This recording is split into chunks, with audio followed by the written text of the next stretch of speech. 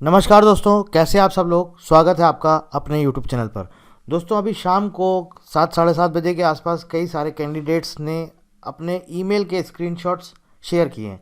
उसके अकॉर्डिंग क्या है कि जो CGPDTM का आपका मेंस का एग्ज़ाम हुआ था, ये वापस से दोबारा से रिकंडक्ट होने जा रहा है। लेकिन ध्यान से सुनिएगा, किसके लिए होने जा रहा है? फॉर एब्सेंट कैंडिडेट्स ओनली, सबके लिए नहीं है। रिकंडक्ट हो रहा है सिर्फ और सिर्फ उनके लिए जिनका एग्ज़ाम मिस हो गया है या फिर एब्सेंट हो गए हैं। अब देखिए, दो तीन चीज़ें यहाँ पर समझने वाली कि आखिर इसके पीछे क्या रीज़न है, क्या लॉजिक है, ये सब क्यों हो रहा है। अब बोला जाए तो क्यों ये नाटक रचा जा रहा है कि एब्सेंट कैंडिडेट्स, मतलब आप कोई एग्ज़ाम देने जा रहे हो, एब्सेंट हो गए तो आपको दोबारा से एग्ज़ाम देने को मिल रहा है। तो ये सब चीज़ें क्या हो रही हैं, एनटीए क्या कर रहा है, इसके पीछे कुछ ना कुछ तो है। क्योंकि मेरे हिसाब से जिस तरह से एग्ज़ाम कंडक्ट करा रहे हैं, जिस तरह से नोटिस दे रहे हैं, जिस तरह से एग्ज़ाम सेंटर चेंज कर रहे हैं, मेरे हिसाब से ये एग्ज़ाम मुझे नहीं लग रहा कि ये फेयर तरीके से कर रहे हैं। अब देखिए, जो इन्होंने स्क्रीनशॉट दिया है मुझे, उसमें क्या आई है आपकी डेट 5 फरवरी। भाई, ये देने का क्या तुक है? कोई मतलब है क्या? 2 तारीख को आप शाम को 7 बजे उसको मेल करते हो कि तुम्हारा 5 को पेपर है, और सिर्फ 2 दिन, अब 2 तो गई, 3 4 और 5 को अगर सुबह आपका पेपर है, तो मान लीजिए बहुत से कैंडिडेट्स ऐसे हैं जिनका एग्जामिनेशन सेंटर बहुत दूर है, तो उनको पहुंचने में भी टाइम लगेगा। मतलब एक तरह से मोटा मोटा माने तो इन्होंने आपको 1 दिन दिया। तो ये क्या चल रहा है? मजाक चल रहा है। और ये देखिए, इसके पीछे क्या वजह है कि ये क्यों कर रहे हैं ऐसा। आप देखिए, अगर जब से एनटीए ने इस एग्ज़ाम को अपने हाथों में लिया है, तब से एनटीए बहुत सिली मिस्टेक्स कर रहे हैं। छोटी छोटी मिस्टेक, कहीं पर डेट गलत आ रही है, कहीं पर आपका 2024 की जगह 2023 आ जाता है, कहीं पर आपका एग्ज़ामिनेशन सेंटर 1 दिन पहले चेंज हो जाता है। उसके बाद ये क्या करते हैं, उसके बाद कैंडिडेट्स को कॉल करते हैं, मेल करते हैं, कैंडिडेट्स कॉल रिसीव नहीं करते हैं। 1 दिन पहले सब सारी चीज़ें होती हैं, 1 दिन 2 दिन पहले। और इसके रिगार्डिंग अगर ये चेंज करते हैं तो ये ऑफिशियल वेबसाइट पर नोटिस नहीं डालते हैं कि एग्ज़ामिनेशन सेंटर चेंज हो चुका है। ये मेल करते हैं या फिर कॉल करते हैं, इस तरह के नोटिस ये नहीं डालते हैं कि ये चेंज हुआ है। अभी देखिए उसके पीछे क्या वजह है।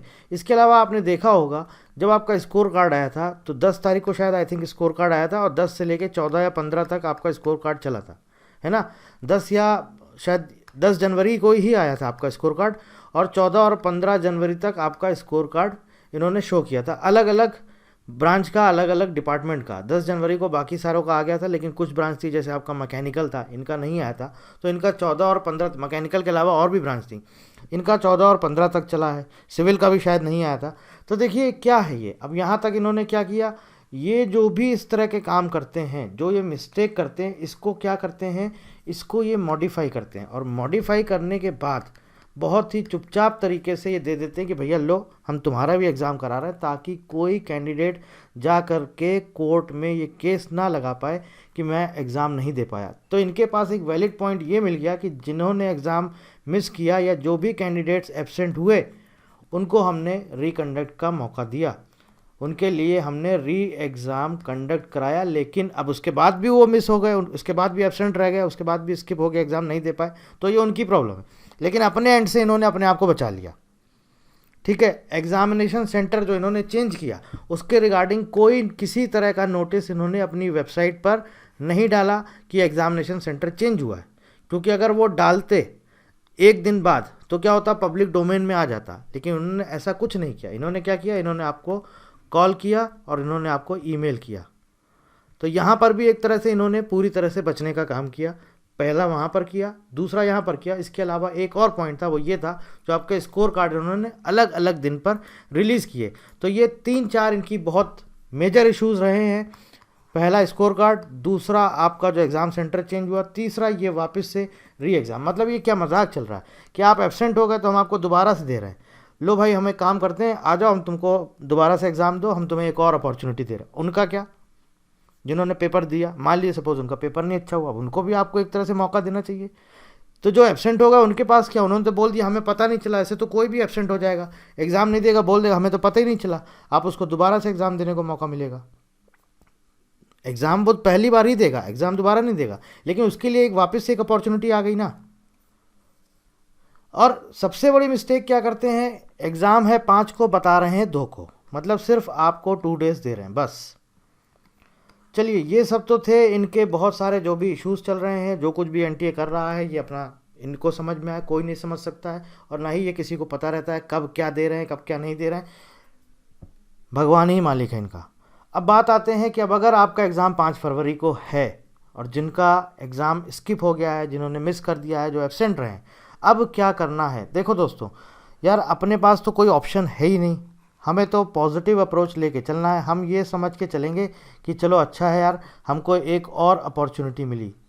देखो, जिनका हो चुका वो मुझे मालूम है, वो बोलेंगे कि ये क्या है तरीका दोबारा से देने को मिल रहा है, ये तो गलत है, फेयर नहीं है। मैं आपकी बात भी समझ सकता हूँ, मेरे हिसाब से मैंने आपको बोल दिया ये एग्ज़ाम फेयर तरीके से नहीं हो रहा है। लेकिन अब जिनका वापस से एडमिट कार्ड आया है, तो मैं एटलीस्ट उनको तो डिमोटिवेट नहीं करना चाहता हूँ। मैं चाहता हूँ कि आपको अपॉर्चुनिटी मिली है तो अभी 2 दिन है, आपने हो सकता है कि तैयारी पूरी करी हो एग्ज़ाम की, लास्ट टाइम पर आपकी ट्रेन छूट गई हो, जो कुछ भी रीज़न रहा हो, तो आपने अगर तैयारी पूरी की है तो अब आपको अपॉर्चुनिटी मिली है, जाओ भाई एग्ज़ाम दो। क्या पता आपका सिलेक्शन हो जाए, क्या पता आपका लक फैक्टर 0.0001% काम कर जाए, कुछ भी हो सकता है। ठीक है ना, तो आप जाके एग्ज़ाम दीजिए। अब ये मत करिएगा कि अब अपॉर्चुनिटी मिली, अब सर एग्ज़ाम देना चाहिए कि नहीं देना चाहिए। मेरे हिसाब से आपको सबको, अगर आपके लिए फिजिबल है, मतलब कि आप एग्ज़ामिनेशन सेंटर तक पहुंच सकते हैं उस टाइम के अकॉर्डिंग और आप वाकई में इंटरेस्ट हैं, तो मेरे हिसाब से आपको एग्ज़ाम देना चाहिए। ठीक है, अब देख लेते हैं क्या स्क्रीनशॉट आया है। देखिए, ये स्क्रीनशॉट आया है, मेल का सब्जेक्ट है conduct of the mains examination.